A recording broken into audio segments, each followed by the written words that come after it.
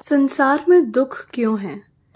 किसी भी सांसारिक वस्तु की कामना या चाहना और उसका हमारे पास ना होना या उसका उपयोग ना कर पाने की स्थिति को व्यक्ति द्वारा अपना दुर्भाग्य मान लेना ही दुख का कारण है। और इसी तथ्य से ही दुख का अस्तित्व है। आज इस संसार में हर इंसान दुखी है। इस संसार में कोई भी इंसान ऐसा नहीं है जो ये कह सके मुझे कोई दुख नहीं है।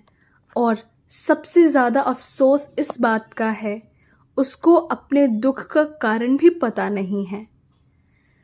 क्यों छोटी छोटी बातों को लेकर हम बेवजह अपनी नींद और चैन को खो बैठते। साथ संगत जी, अगर आप भी अपने दुख और परेशानियों से छुटकारा पाना चाहते हैं तो कृपया इस साखी को अंत तक जरूर सुनें। एक बार श्री गुरु नानक देव जी मर्दाना के साथ जंगल से गुजर रहे थे। बहुत देर जंगल में चलने के बाद गुरु नानक देव जी और भाई मर्दाना एक विशाल पेड़ के नीचे आराम करने के लिए बैठ गए। उस पेड़ के नीचे एक अलग सी शांति थी। कुछ देर बैठने के बाद मर्दाना ने कहा, गुरुजी, मेरे अंदर एक सवाल बहुत दिनों से उठ रहा है। कृपया आप मेरी जिज्ञासा शांत करें। गुरु नानक देव जी ने कहा, पूछो, क्या सवाल पूछना चाहते हो? मर्दाना ने गुरु नानक देव जी को कहा, गुरुजी, मैं आपके साथ बहुत समय से हूँ, लेकिन मैंने आपको कभी दुखी नहीं देखा। आपके चेहरे पर हमेशा एक लुभावनी मुस्कुराहट रहती है और मुझे आपकी मुस्कुराहट भीतर तक आनंद से भर देती है। आपके चेहरे पर एक अनोखी चमक है जो मुझे कभी दुखी नहीं होने देती। पर मैं आपसे ये जानना चाहता हूँ, आपके पास आने से पहले मेरे जीवन में बहुत समस्या थी और मैं हमेशा दुखी रहता था। लेकिन जब से आपके पास आया हूँ, मेरी सारी समस्याएं खत्म हो गई हैं। लेकिन मैं अभी तक नहीं जान पाया हूँ कि क्या आप मुझे बता सकते हैं कि असल में दुख क्या है? गुरु नानक देव जी मन मन मुस्कुराते हैं और मर्दाना से कहते हैं, दुख एक विचार से ज़्यादा कुछ नहीं है। मर्दाना यह बात सुनकर हैरान रह गया। उसने गुरु नानक देव जी से पूछा, गुरुजी, विचार तो आते हैं और चले जाते हैं, लेकिन दुख एक बार आ जाता है तो जाने का नाम ही नहीं लेता। गुरु नानक देव जी ने कहा, मैं तुमको एक छोटी सी कहानी सुनाता हूँ जिससे तुम्हारी समझ में आ जाएगा। एक शहर में एक धनवान व्यक्ति रहता था। उसका एक वफादार और ईमानदार नौकर था। वह अपने नौकर पर बहुत विश्वास करता था। उसने कभी भी अपने नौकर को किसी भी बात पर नहीं डांटा था, क्योंकि उसका नौकर असल में बहुत ही ईमानदार था। एक बार सेठ को किसी काम के लिए दूसरे शहर जाना पड़ा। कुछ दिनों के पश्चात जब सेठ वापस लौटा तो वह अपने साथ कुछ कीमती सामान लेकर आया।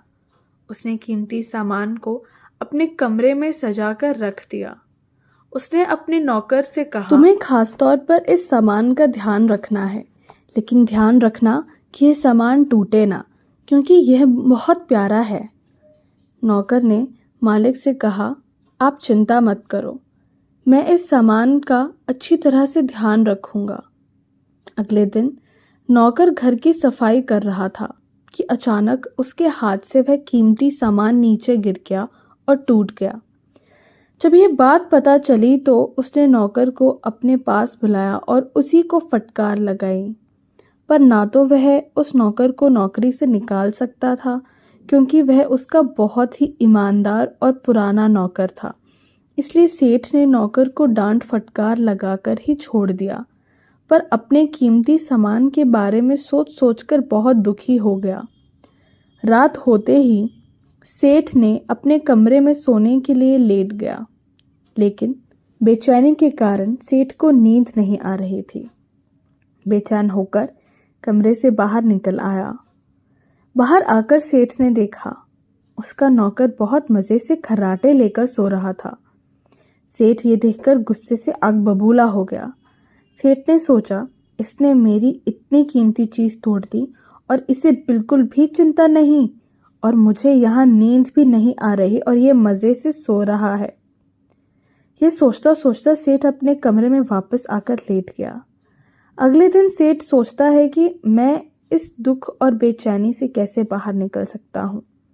उसके दिमाग में एक उपाय आता है और वह अपने नौकर के पास जाता है और उसको कहता है, मुझे बहुत दुख हो रहा है, यह बताते हुए कि वह जो कीमती चीज़ कल तुमने तोड़ी थी वह मैं तुम्हारे लिए लाया था।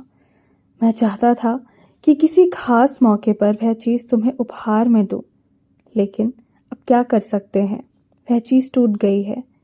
उसकी बात सुनकर नौकर को झटका लगा।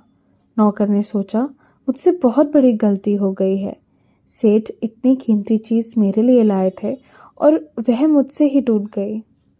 ये बात सोचते सोचते नौकर के दिमाग में दुख और बेचैनी पैदा हो गई।